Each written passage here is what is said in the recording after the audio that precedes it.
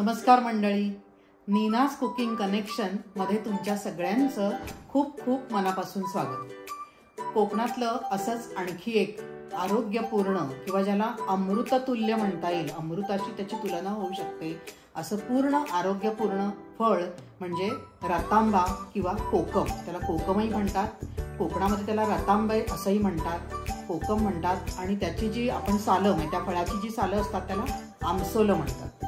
तर ह्याचं महत्त्व खूपच अनन्यसाधारण आहे, पित्तशामक आहे, शरीराला अतिशय आवश्यक आणि अतिशय गुणवान मौल्यवान गोष्टी त्याच्यामध्ये आहेत, त्या फळामध्ये आहेत। त्याचा वापर आपल्या रोजच्या जेवणामध्ये नक्कीच असला पाहिजे। आपण आमटीत आमसोल वगैरे तर वापरतच असतो, पण अशाच आमसोलाच्या 2-3 रेसिपी घेऊन मी तुमच्यासमोर आली आहे आणि त्यातली पहिली रेसिपी आहे आमसोलाची चटणी। तर बघूया आपण त्याचं साहित्य बघूया। ही आहेत आमसोलं किंवा कोकम पण म्हणतात त्याला। ते मी गरम पाण्यात भिजत घालून ठेवलंय, त्यामुळे त्याला ते बघा रंग सुटलाय। त्याच्यानंतर हा आहे गूळ, मीठ, वेलदोड्याचे दाणे काही घेतलेत। ह्या चटणीला वेलदोडा खूपच छान लागतो म्हणून वेलदोडा घालायचा आहे, जिऱ्याची पूड आणि लाल तिखट। तर आता कृती म्हणजे काय, आपण हे सगळं मिक्सरला लावणार आहोत। यातलं पाणी जे एक्स्ट्रा आहे ते काढून टाकणार आहे मी, आणि ही सोलं मऊ झालेली आहेत, आमसोलं मऊ झालेली आहेत, आणि हे सगळं मिश्रण करून त्याची चटणी वाटून मी दाखवणार आहे। मिक्सरच्या भांड्यामध्ये प्रथम आपण आमसोलं घालूया। यातलं जे एक्स्ट्रा पाणी आहे ते मी काढतेय, कारण मग काय होतं, पाणी जास्त झालं तर चटणी बारीक होत नाही। हे काढते आणि जसं लागेल तसं बघून घालायचं।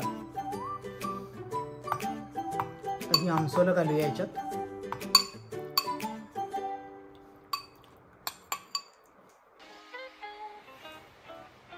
त्याच्यानंतर हा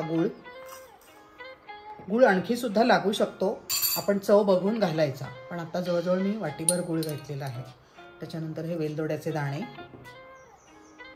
जिऱ्याची पूड 1 टीस्पून, थोडीशी जास्त पण चालेल, आणि लाल तिखट आपापल्या हिशोबाने।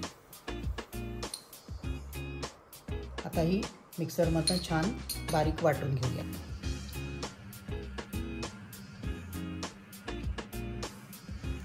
अशा प्रकारे तयार झाली आहे आपली आमसोलाची किंवा कोकम घालून केलेली ही आमसोलाच्या चटणीची रेसिपी। ट्राय करून बघा, तुम्हाला आवडली का नक्की करून बघा। नेहमीप्रमाणे साहित्य खूप कमी आहे, पटकन होणारी आहे आणि अतिशय हेल्दी आणि टेस्टी आहे।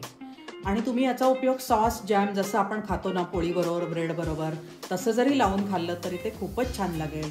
पानात आपल्या आमटी भाताबरोबर डावीकडे चटणी जशी असते तसं खाल्लं तरी छान लागेल। खूप हेल्दी आणि खूप पित्तशामक अशी ही एकदम सर्वांग सुंदर सोपी रेसिपी आहे। तर नक्की करून बघा आणि माझ्या चॅनलला लाईक, शेअर, सबस्क्राईब जरूर करा। धन्यवाद।